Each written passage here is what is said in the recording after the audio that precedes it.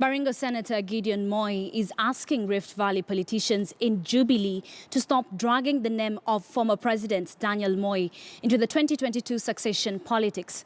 Moi said he was ready to absorb all the insults and dirty politics on himself, urging politicians to observe decorum. Leaders converged at Mochongoi in Baringo County for the burial ceremony of the late Baringo South Member of Parliament, Grace Kipchoim. Succession politics took center stage, with the politicians from the Rift Valley, allied to William Ruto, accusing Moi of allegedly blocking Ruto from meeting former President Daniel Moi at his Kabarak home on Thursday.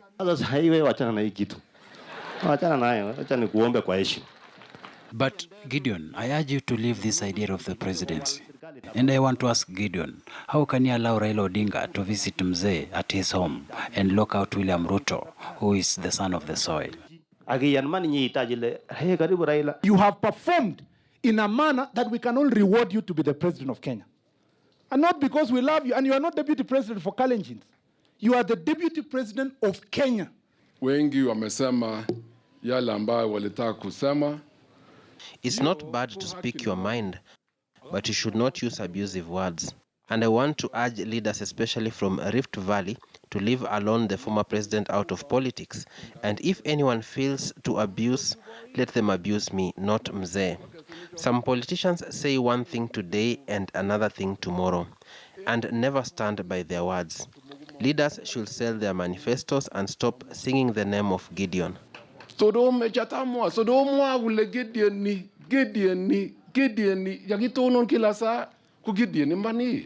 On Thursday, a statement from the former president's office said Moi could not meet Ruto as he was undergoing routine physiotherapy session with his doctors for the entire duration of the visit. Moi instead offered to meet Ruto's delegation at a convenient time on a later date in the very near future.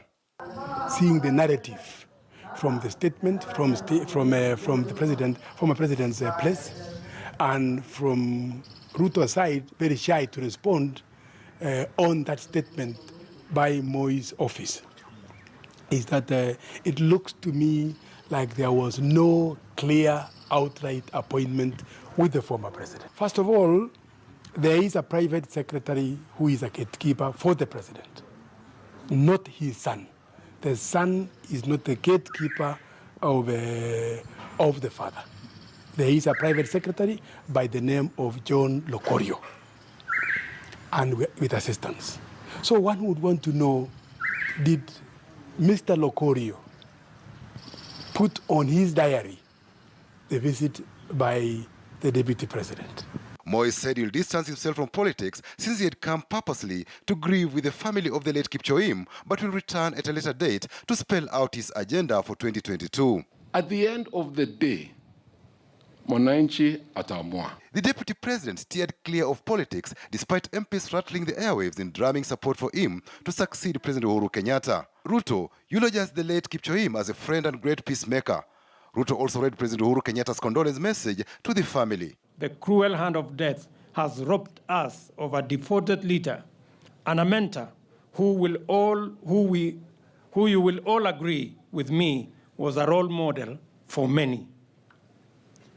Her accomplishments are a clear demonstration, especially to the youth, that focus, diligence, and determination pays. The late Grace Kipchoim was buried at Kimoriot in Mochongoi Division. She died of cancer.